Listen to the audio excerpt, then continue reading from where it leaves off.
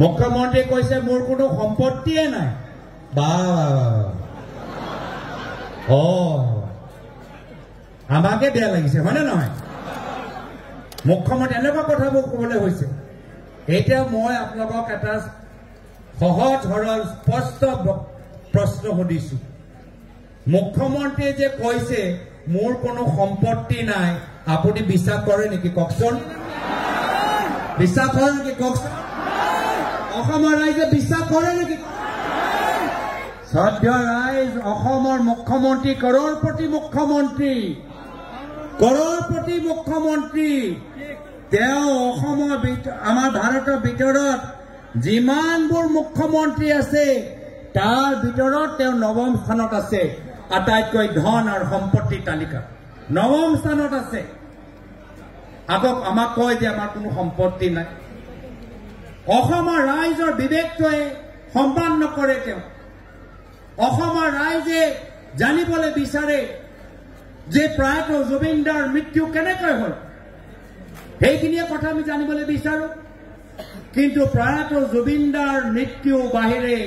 মুখ্যমন্ত্ৰী হিমন্ত বিশ্ব শৰ্মা ডাঙৰীয়া গোটেইখিনি কথা কৈছে বাৰম্বাৰ প্ৰতিদিন তেওঁ প্ৰেছত আহি কথাবোৰ কৈ আছে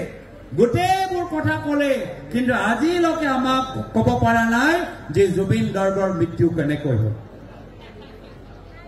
সকলৰ কথা আমি শুনিব পাৰিছো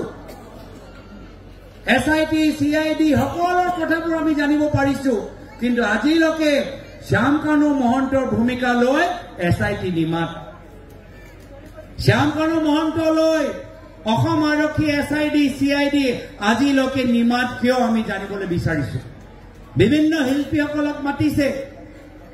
তেওঁলোকে কি কৈছে সেইখিনি আমি আমাক মিডিয়া যোগেদি আমাক জনাইছে কিন্তু শ্যাম কানু মহন্ত সম্পৰ্কত মুখ্যমন্ত্ৰী নিমাত কিয়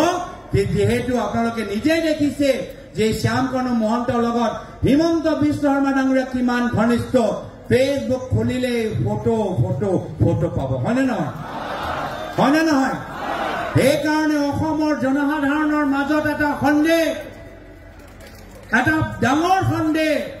যে অসমৰ মুখ্যমন্ত্ৰী হিমন্ত বিশ্ব শৰ্মা ডাঙৰীয়া জুবিন গাৰ্গৰ মৃত্যুলৈ যিমানবোৰ তথ্য আছে সেই তথ্যবোৰ তেওঁ ফাদিল হ'বলৈ নিবিচাৰে ৰাজহুৱা হ'বলৈ নিবিচাৰে সেইকাৰণে আমি ন্যায় দাবী কৰিব লাগিব জাষ্টিছ ফৰ জুবিন গাৰ্গ মই সকলোকে অনুৰোধ জনাইছো যে সকলে নিজৰ ফেচবুকত আজি সন্ধিয়া ভাগত #Justice for Zubin Garg লিখিব লাগিব লিখিবনে